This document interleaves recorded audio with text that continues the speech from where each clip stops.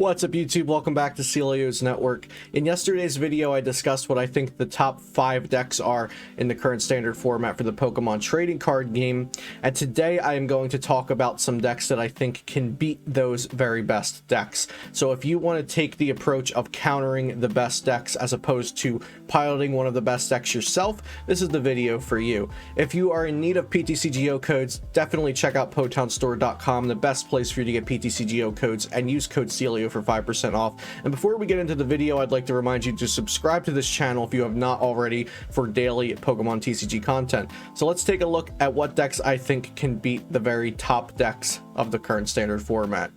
Let's start things off with Donphan Spiritomb. Now, this specific list was recently covered on Pokemon.com by Xander Perot, so I will leave a link to the free article in the description of this video. But this deck has been running around as a rogue concept for a bit now since Vivid Voltage came out, because Donphan and Spiritomb are both single prize attackers that only use one energy to attack. So that's really good, because you're not putting a ton of investment into these Pokemon that get knocked out fairly quickly compared to GX and V and VMAX Pokemon.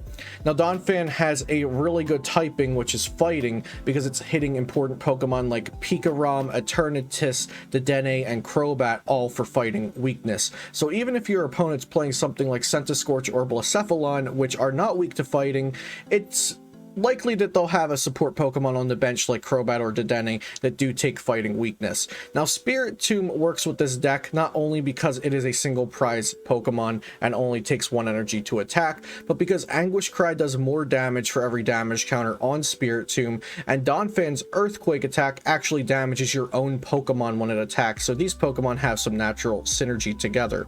So let's take a look at Donphan Spiritomb's matchups versus the 5 decks from my best decks in standard video. Its matchup versus ADPZ is going to be kind of shaky because Alter Creation allows them to take extra prizes, so they could just knock out 3 single prize Pokemon of ours, or they could even just gust up 2 of our support Pokemon and knock those out and end the game just like that. We can put out a considerable amount of damage though, especially with Anguish Cry paired with Cape of Toughness to give Spiritomb extra damage, to have more HP to work with, so it can have more damage counters on it, thus doing more damage with Anguish Cry. So while ADPZ is an unfavorable matchup, you definitely still do have a chance against it. Now, Pikarom is going to be this deck's freest matchup. If you need a reason to play Donphan Spiritomb, it is its Pikarom matchup. The Pikarom matchup is so good because you just knock out Pikarom for a single energy on Donphan, you knock out the Dedennes for a single energy, you knock out Boltund for a single energy, and you even have Mew with Bench Barrier in case they can set up their Tag Bolt, and let's say you whiff your energy that turn, you can still put Mew down so they can't Tag Bolt for multiple prize cards. So in my opinion, this matchup is just the closest thing to an auto win that you can get, and if you need a reason to play Donphan, it's the Pikarom matchup because it is so favorable. Eternatus VMAX is also very favorable. While you're not one-shotting the Eternatus VMAX itself, they typically have to play down Crobat Vs to draw cards and get going. So their Crobat Vs are weak to fighting, and that's really good for us. So typically against Eternatus, you'll do something like knock out 1 Eternatus, knock out 1 Crobat V, and then knock out 1 single prize Pokemon somewhere on their board, or another Eternatus or another Crobat to take all 6 prizes. So Pikarom and Eternatus, both very good matchups. Centiskorch is a fine matchup because you're trading well with your single prize Pokemon versus their VMAX Pokemon, and it's even better if they're playing down their support Pokemon all willy-nilly and giving you easy knockouts to just gust up and knock out with either Donphan or Spiritomb. And so Centiskorch is, I would say, on the favorable side of things, but nowhere near as good of a matchup as the Pikarom and Eternatus matches are. And then Blacephalon is a pretty good matchup as well, because you only need to attach an energy to Donphan or Spiritomb to knock out their Blacephalon, while they have to attach energy, then Welder 2 energy, then discard energy from their hand to knock out something with Blacephalon. Of course, they also have Cramorant, but that's a 2 prize Pokemon that they don't necessarily want to put out in the active active. And then they also have Reshizard, but again, that's a 3-prize Pokemon now that they're letting you attack into.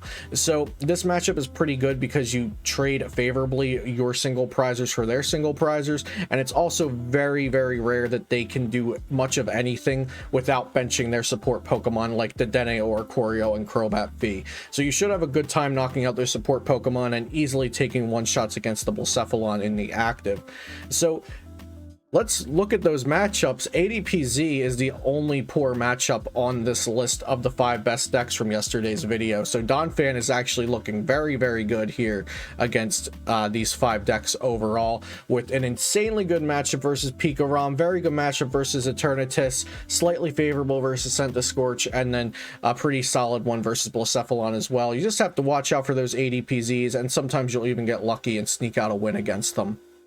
Next up is going to be Excadrill, and this deck is going to seem fairly similar to Donphan, which we just profiled, and that's because single prize Pokemon that are also fighting type are just very good right now against these top decks. So Excadrill has an attack called Drill Bazooka for 1 fighting energy, and it does 120 damage. It does discard the top 4 cards of your deck, but it does the same amount of damage that Donphan's Earthquake does. While Donphan damages your own bench, Excadrill discards cards from your own deck, but they're both doing 120 damage for 1 fighting energy, so essentially doing something very similar.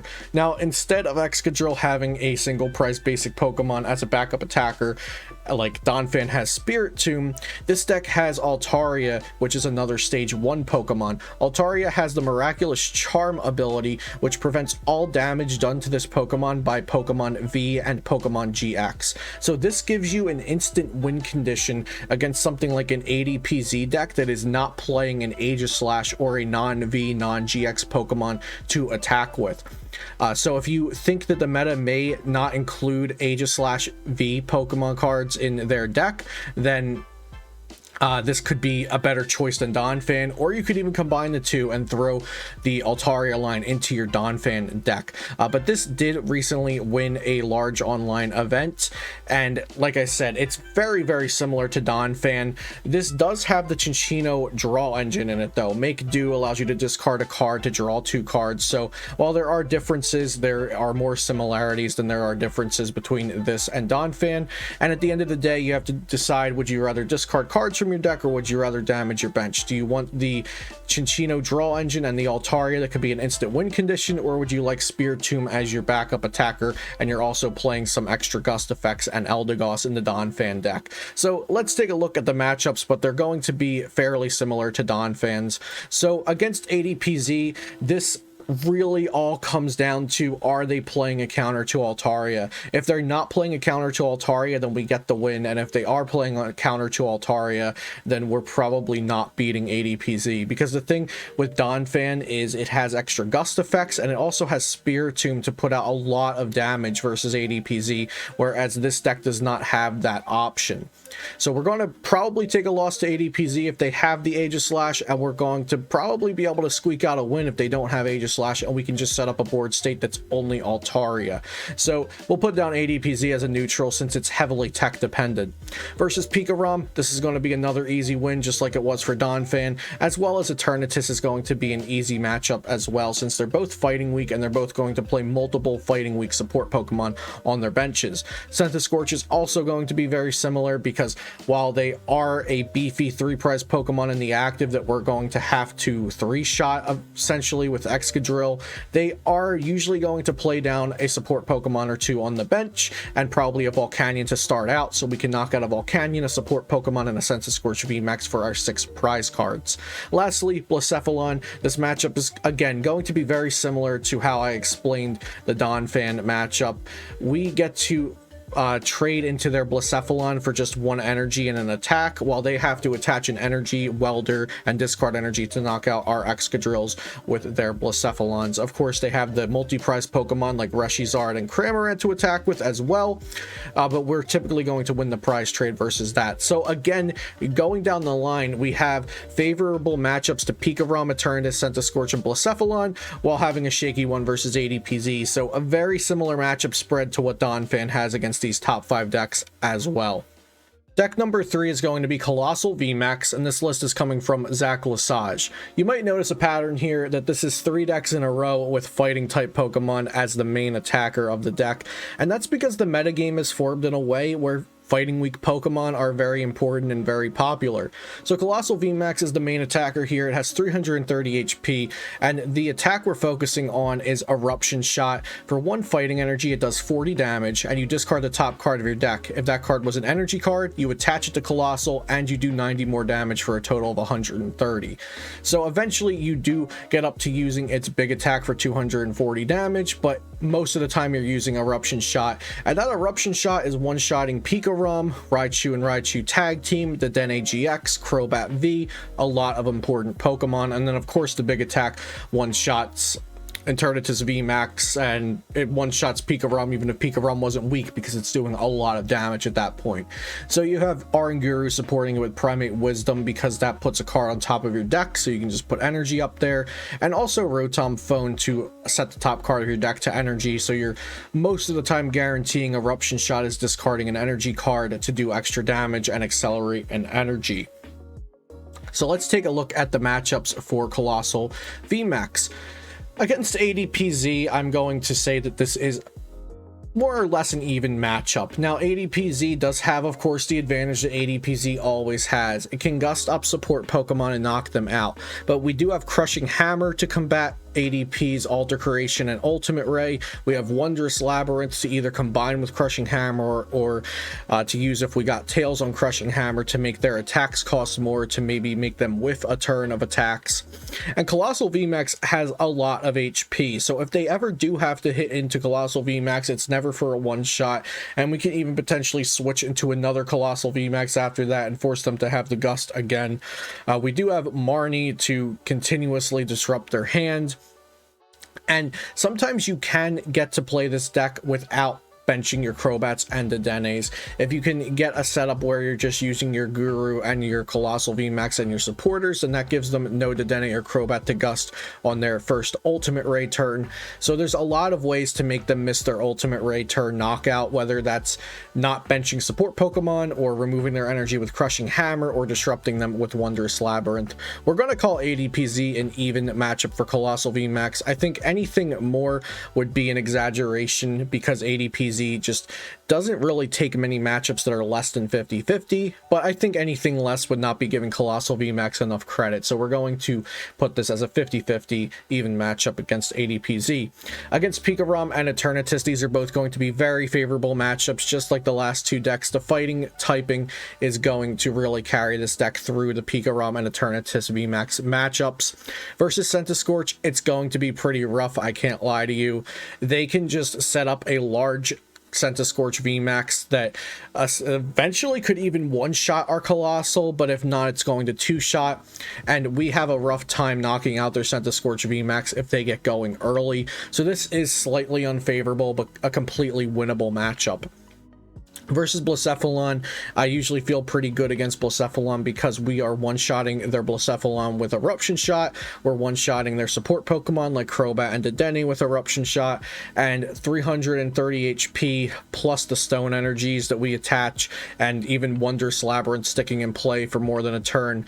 Any of those things happening can really swing the game into our favor. So we've got ADPZ as an even, we've got Pikarom and Eternatus as very good matchups, we've got Centiskorch as a bit unfavorable, and Blacephalon as a generally slightly favorable matchup for Coalossal VMAX. So not looking too bad across the board for Coalossal VMAX, and this deck also has Crushing Hammers and Wondrous Labyrinth. With a little variance, those cards can really swing any matchup in your favor.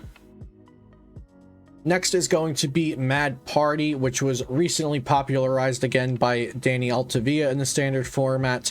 So Mad Party focuses on using Bunnelby and Poltegeist to attack for a lot of damage for just 1 energy attachment, as long as you have a lot of Mad Party Pokemon in your discard pile. So this is a single prize focused deck, but unlike the 3 previous to it, this is not a deck that focuses on taking advantage of fighting type weaknesses. Instead, it is focusing on taking big knockouts for just 1 energy on single prize Pokemon.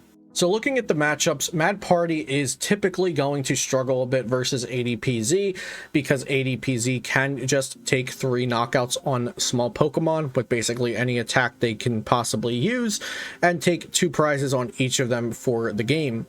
But this deck does play Giovanni's Exile, so if they start going for the Boss, Gusting, Dedenne, and Crobat scenario of play, you can sometimes Giovanni's Exile the other one, and then they still have to knock out 2 single prize Pokemon. So if they go for the first Gust, they knock out a Dedenne, but then you Giovanni's Exile your Crobat from the board, then they still have to knock out 2 more Pokemon anyway, so you make them take the longest route possible to victory, and sometimes you can knock out their Pokemon first. So basically, you just want to race them to the prize trade, and if you can boss and Great Catcher up their support Pokemon before they can do it to you, sometimes you can win. And I feel like I've been saying that a lot about ADPZ, like, oh, sometimes if this happens you can win, and that's generally the nature of ADP Zacian. It is a very strong deck. It doesn't always win. It doesn't always do what it's going to do or what it's supposed to do, but when it does, it's very oppressive and feels like you really don't get a chance to play. And ADPZ, I genuinely believe it really doesn't take many matchups that are less than 50-50, maybe less than 45-55. Most matchups it typically will have a chance in. So Mad Party, we're going to mark this down as an unfavorable versus ADPZ, but definitely winnable. Pikarom is a very good matchup for Mad Party. They have 3 prize Pokemon and 2 prize Pokemon. We have single prize Pokemon. Of course, they can use Vikavolt to knock out our Pokemon while simultaneously item locking us, but we don't need items to play down our energy, and as long as we've gotten Mad Partiers into the discard pile already prior to that item lock, we'll be good to go. Versus Eternatus, this is also pretty favored. It's a little less favored than Pikarom is, in my opinion, since Pikarom has lower HP and we can actually reach those numbers. Eternatus, we are never one-shotting it, so we have to 2-shot Eternatus and 1-shot Crobat Vs, 1-shot their other support Pokemon that might be on the bench. So a typical game versus Eternatus might be knock out Eternatus, knock out Crobat, then knock out a Zigzagoon or something like that. So Pikarom very favored, Eternatus slightly favored, but I'd still consider it a good matchup for Mad Party. And then Centiskorch, again, they have high HP, but we are all single prize attackers, so even if we have to 2-shot the Centiskorch VMAX, we're still trading favorably with them, and then at some point they'll typically put down support Pokemon that we can gust up and take easier knockouts against. And then Blacephalon, this kind of goes the same way that the other single prize matchups go against Blacephalon, in my opinion. We just have to attach and announce our attack to knock out a Blacephalon, while they have to attach and Welder and discard energy, or they have to use one of their other Pokemon like Cramorant, which is a 2-prize Pokemon that they're putting out in the active to be attacked, or Reshizard, which then has to be put out into the active and then we can attack it. So typically I consider this favored for Mad Party. Of course, not unwinnable for Blacephalon, but I think it's generally a better matchup for Mad Party than it is for Blacephalon. So we have that shaky matchup versus ADPZ going to be marked as an unfavorable. Very good matchup versus Pika, pretty good matchup versus Eternatus, pretty good matchup versus Centiskorch, and a pretty good matchup versus Blacephalon for Mad Party. The last deck we'll look at today is a Welder Box that was piloted in a recent online tournament by the username Hungry Heracross from Australia. So if you say Welder Box at any point in the past year or so, it's typically going to mean a different deck every time that you say it. This Welder Box has the Aurora energy, so you can have multiple different kinds of attackers that are hitting different weaknesses. So we've got Rhyperior V, we've got Vikavolt V, we've got Milotic V, we've got Indeedee V. We've got so many different attackers, which is what makes this a box style deck. Now, the Rhyperior V is very strong because it hits for fighting weakness. It's not one-shotting Pikarom, and it's not one-shotting Eternatus with that first attack for only 80, but what it does do is discard an energy from the defending Pokemon. So discarding an energy from an Eternatus, even if you're not knocking it out, could be very strong. Discarding an energy from an ADP, especially if they went first and attached, and then they left their ADP active, and you can attach Aurora energy, Welder to Rhyperior, Drill Run, 80 damage, discard an energy. That can be very, very strong. So this deck just gives you so many options. You have your big attackers like Reshizard and Heatran GX and Double V in the late game, and then you have kind of your tech attackers like Rhyperior V, which can also be a very strong attacker with its second attack, and then Vikavolt V, which can item lock, Victini V, which takes easy knockouts on Zacian and Zamazenta. So you have a lot of options here. Some of the options do rely on you drawing into that the Welder plus Aurora energy, but you do play, you know, the 2 Dedenne, the Crobat to try to draw into your Aurora energy, and you play 4 Pokegear to try to help you draw into the Welders. So let's take a look at the matchups for this deck. Versus ADPZ, I'm going to say it's kind of up in the air, and I've been saying that for all these games, all these matchups versus ADPZ, because like I said, ADPZ can realistically squeak out a win versus just about anything, and if it gets going, there's not much that really stops it. But the drill run from Rhyperior can be something that stops it. Victini V trades very well into Zacian. Heatran GX can blow up an ADP on turn 2. Reshizard can blow up an ADP on turn 2 with Double Blaze GX. So there are ways to beat ADP with this deck. I'm not going to say it's favored. I'm not going to say it's a bad matchup. So we're going to mark that one down as a close matchup, an even matchup versus ADPZ. Versus Pikarom, I feel like this deck should be pretty favored. You have the Rhyperior V hitting for weakness and discarding energy. The second attack one-shots anything that Pikarom can have. And then Reshizard can also just be a real problem for Pikarom. You can one-shot a Bolt Ton to turn 1 with a Double Blaze for just attach Welder. Flare Strike does 230, so if Pikarom's been hit by anything, Flare Strike is going to clean it up. And if they hit into your Reshizard and they don't knock it out, Outrage is hitting them back for a lot of damage on the following turn. So I feel like this is kind of favored for the Welder Box, but not extremely favored. Eternatus, going to be kind of the same deal. I feel like because of Rhyperior's energy removal, it can go your way very quickly, and also because of the heavy artillery attack, I feel like it could go your way very quickly. But if you don't get that energy disruption, and if you don't get that big one shot with Rhyperior's second attack onto their Eternatus, then they're just going to sweep your board, because there's nothing in this deck that Eternatus can't one shot. So I actually think I'm going to put this one on the slightly unfavorable side versus Eternatus. Definitely winnable, but it doesn't feel great to me versus Eternatus. So we're going to mark that one as unfavorable, actually, while Pikarom is favorable, because Pikarom definitely has a lower damage output than Eternatus does.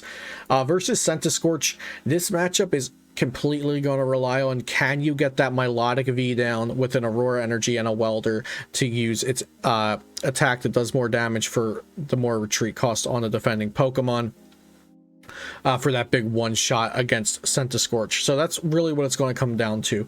Can you get the Milotic V down to one shot their Centiskorch? If you can, then you're probably going to knock out their main Centiskorch. They can't get another one set up to one shot that Milotic V, and then you're going to get another knockout on the following turn, and from there you just snowball out of the game. And DDV can actually also one shot a Centiskorch if they really rack up the energy, because this attack does 60 more damage for every energy on the Centiskorch VMAX. So Milotic V is your main attacker that you want to be able to get down and then swing within one turn, but in DDV can also do it if they over attach to the Centiskorch VMAX. Lastly is going to be Blacephalon, and Vikavolt V is really your out here versus Blacephalon. If you can take a couple knockouts along the way, but make them go down to 2 or even 1 prize cards, and then you Marnie them once they've been out of a lot of resources, and Vikavolt V, Paralyzing Bolt, you can just go through their board, and as long as you've taken like 2 or 3 prize cards in the meantime before getting into the Paralyzing Bolt. The problem here is with Pikarom, they play Stamp Swell, so the Paralyzing Bolt actually does a lot more when you're playing Pikarom than when you're playing a deck like this. So the Paralyzing Bolt is strong versus Blacephalon, but I'm not entirely sure I could say that it actually wins you the matchup outright, because all you have is that one Marnie to disrupt instead of Stamp and Swell. So Vikavolt is going to be what you want to use versus Blacephalon at some point in the game. The strategy might end up being a little different than it is when you're piloting Pikarom, but that's going to be your out. So I'm going to call this an even matchup versus Blacephalon, just because the Vikavolt Paralyzing Bolt item lock is detrimental to Blacephalon's game plan. but I still think you could 100% lose that matchup. So we're going to call this an even matchup versus Blacephalon. So those are 5 decks that I would consider trying out to beat the best decks in the current standard format metagame of the Pokemon trading card game. I hope you enjoyed this video and try out some of these decks for yourself. And also shout out to play.limitlesstcg.com for providing a great resource for playing in online tournaments, running online tournaments, and finding recent tournament results, like some of the deck lists that I showed off today. Any links you need that I mentioned throughout this video will be in the description down below, and consider subscribing to the channel for daily Pokemon TCG content. Check out PotownStore.com for all of your PTCGO needs and use code CELIO for 5% off. Have a great day, thanks for watching, and I'll see you next time here on Celio's Network.